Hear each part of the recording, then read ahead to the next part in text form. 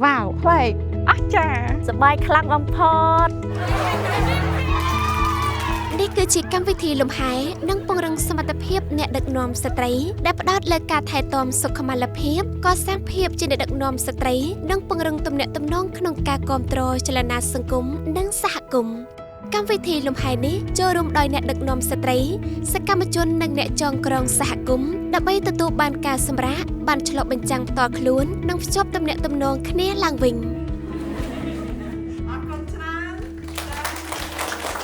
ខុសគ្នាពីមុនយើងធ្វើតែនៅសាលទេតែម្ដងនេះយើងបានទីលានវាចំហ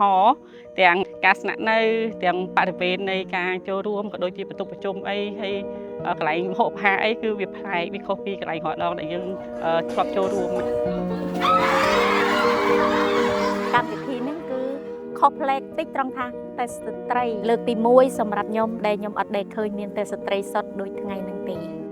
ដោយផ្អែកលើគោលការណ៍ Feminist កម្មវិធីលំហែនេះផ្ដោតលើការកសាងសាមគ្គីភាពការថែរក្សាខ្លួនឯងនិងការថែទាំរួមគ្នា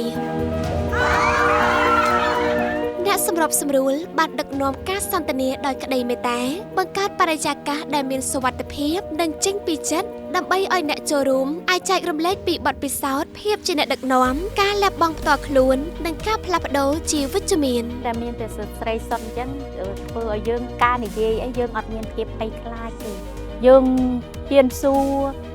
มันមានការអៀនខ្មាស់ឧទាហរណ៍ថាដូចយើងជារូបស្ត្រីរូបអីចឹងយើងអត់អៀនខ្មាស់ទេយើងអាចនិយាយចំហជាមួយគ្នាបានតែបើមានបុរសដែរយើងពិបាកក្នុងការបញ្ចេញមតិរឿងស្រីយើងរបៀបវារៈទាំងមូលត្រូវបានរៀបចំឡើងដើម្បីលើកកម្ពស់ការចូលរួមទាំងអស់គ្នាក្នុងផ្នែកនីមួយៗកម្មវិធីផ្ដោតអាទិភាពលើការចែករំលែកបទពិសោធន៍រឿងរ៉ាវផ្ទាល់ខ្លួនការរៀនពីគ្នាទៅវិញទៅមកនិងសកម្មភាពច្នៃប្រឌិតព្រោះយើងជឿជាក់ថាចំណេះដឹងដែលមានអត្ថន័យនិងមានឥទ្ធិពលបំផុតគឺកាត់ចេញពីការរៀនពីគ្នាទៅវិញទៅមកកម្មវិធីលំហែមួយនេះក៏បានណែនាំអំពីគោលការណ៍ Feminist ដែលផ្ដោតលើការទទួលខុសត្រូវរួមការយកចិត្តទុកដាក់និងការចែករំលែកអំណាចការលើ Feminist ថានិយមគ្នាឯងនិយមស្ត្រីគ្នាឯងប៉ុន្តែរយៈពេល2ថ្ងៃនេះបានថាFeminist គឺស្ត្រីដែលគាត់មានសមត្ថភាពឬក៏មានភាពអង្អាចជាងហើយរឹងមាំជាងថាមានធម៌ពលជាងទៅលើកស្ទួយដែលអ្នកទន់ខ្សោយមិនថាស្ត្រីឬក៏បុរសទេខ្ញុំគិតថាស្ត្រីនិយមមានន័យថាជាស្ត្រីម្នាក់ដែលតែងតែជួយទៅដល់អ្នកដទៃជួយទៅដល់ស្ត្រីឬក៏ជនដែលងាយរងគ្រោះអញ្ចឹងយើងគឺតស៊ូយើងនឹងជួយរកដំណោះស្រាយជូនពួកគាត់យើងមិនទុកឲ្យពួកគាត់មានអារម្មណ៍ថាពួកគាត់នៅឯកានៅម្នាក់ឯងឡើយកម្មវិធីលំហែនេះបង្ហាញយ៉ាងច្បាស់ថាសមភាព Gender មិនត្រឹមតែជាគោលនយោបាយប៉ុណ្ណោះទេតែវាជារបៀបដែលយើងយកចិត្តទុកដាក់និងគាំទ្រដល់មនុស្សដែលកំពុងដឹកនាំការផ្លាស់ប្ដូរកម្មវិធីដែលដឹកនាំដោយស្ត្រីនិយមពង្រឹងចលនាដោយផ្ដោតលើអ្នកដែលរងផលប៉ះពាល់ខ្លាំងបំផុតនិងផ្ដល់អាទិភាពដល់ការយកចិត្តទុកដាក់និងគាំទ្រផ្លូវចិត្តហើយដើរស្របជាមួយនឹងយុទ្ធសាស្ត្រជំរុញការផ្លាស់ប្ដូរពីមុនមកខ្ញុំអត់ដែរធ្លាប់ឮពាក្យ Feminist ហ្នឹងទេមុនដំបូងដែលយើងអត់បានតន់រៀនយើងគិតថាប្រហែលជាជ្រុលនិយមឬមួយក៏គិតតែពីផលប្រយោជន៍ខាងស្ត្រីអីចឹងណាតែពេលដែលខ្ញុំបានចូលរៀន